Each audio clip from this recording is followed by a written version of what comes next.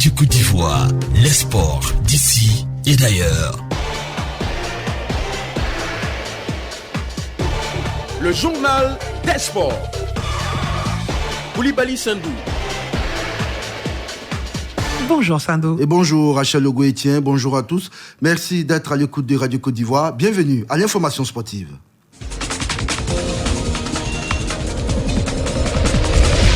Élection à la présidence de la Fédération ivoirienne de football. La FIFPro, le syndicat international des footballeurs professionnels, suspend son syndicat membre, l'AFI, à cause de Didier Drogba, à la suite de la décision de l'AFI de parrainer un autre candidat et non Didier Drogba. La FIFPro a produit un communiqué pour suspendre l'association des footballeurs ivoiriens avec effet immédiat. Après cette décision qui ne devrait pas avoir d'incidence sur le choix de l'AFI pour les élections de l'AFI du 5 septembre prochain, le président de l'AFI, Cyril Domro, a réagi en invitant tout un chacun au calme et à la cohésion. En rapport avec ces élections, la commission électorale indépendante dirigée par le ministre René Dibi a prolongé d'un jour la date de dépôt des dossiers de candidature au 1er août prochain et non le 31 juillet en raison de la fête de Tabaski. Et jusque-là, aucun dossier de candidature n'a encore été reçu par la dite commission. Et puis un mot de football sur le terrain en Europe. En Italie, 35e journée de la Série A. Encore une nouvelle contre-performance de la Juventus Turin. Hier, les Turinois sont tombés 2-1 face à Udinese. Le milieu ivoirien Fofana Seko a contribué à la victoire des siens en inscrivant le premier but d'Udinese. Atalanta Bergame, le dauphin de la Juventus qui accuse 6 points de retard, défie ce vendredi le Milan AC de Franck Kessié en ouverture de la 36e journée.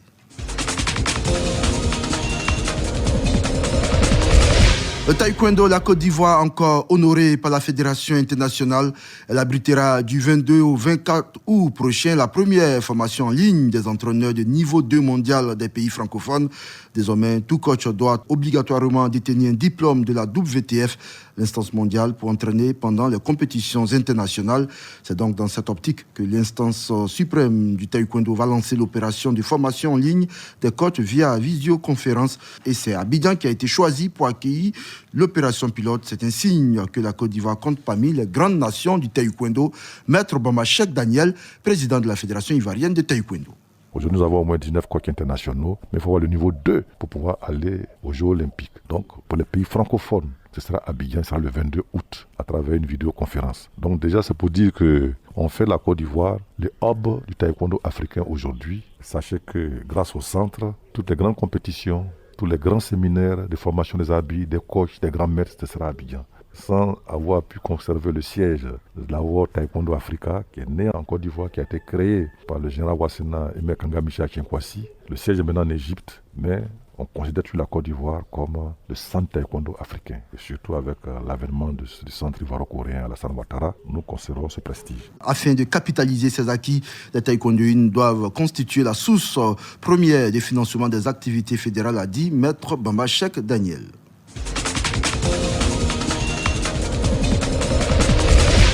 Parlons golf, le prestigieux Open de Côte d'Ivoire doté du trophée Félix Houphouët-Boigny qui devrait retourner cette année à Yamoussoukro vient d'être annulé, normalement prévu en avril dernier, puis reporté à une date ultérieure.